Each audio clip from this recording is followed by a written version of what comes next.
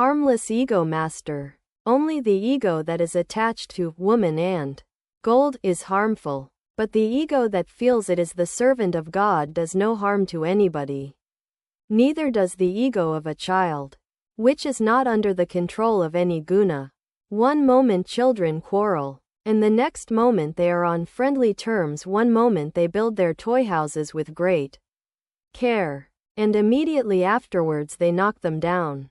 There is no harm in the I consciousness that makes one feel oneself to be a child of God or his servant. This ego is really no ego at all. It is like sugar candy, which is not like other sweets. Other sweets make one ill, but sugar candy relieves acidity. Or take the case of Om. It is unlike other sounds. With this kind of ego one is able to love Satchidananda. It is impossible to get rid of the ego.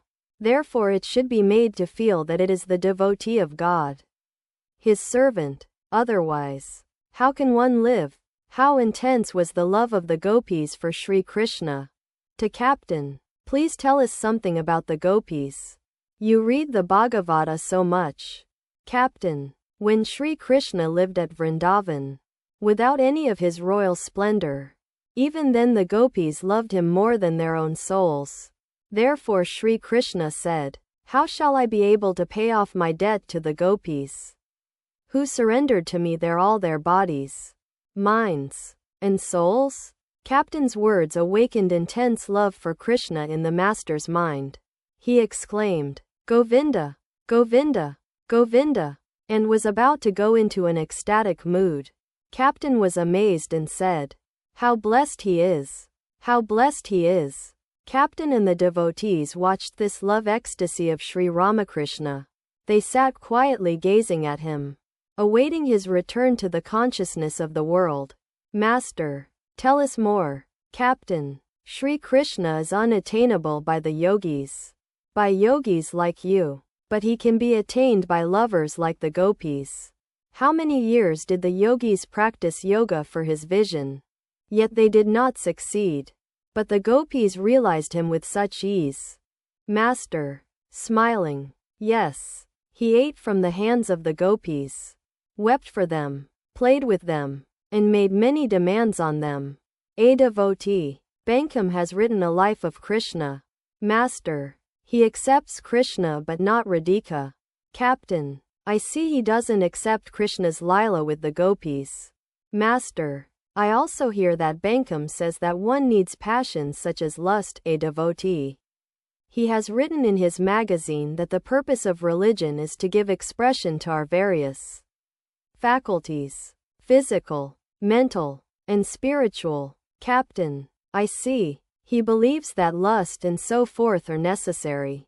But he doesn't believe that Sri Krishna could enjoy his sportive pleasure in the world, that God could incarnate himself in a human form in sport in Vrindavan with Radha and the gopis. Master, smiling, but these things are not written in the newspaper. How could he believe them?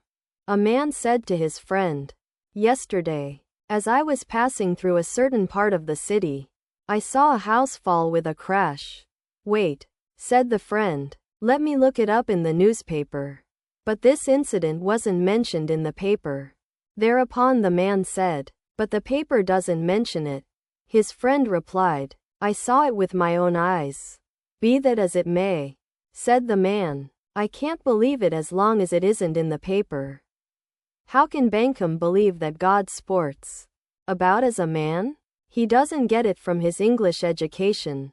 It is very hard to explain how God fully incarnates himself as man. Isn't that so?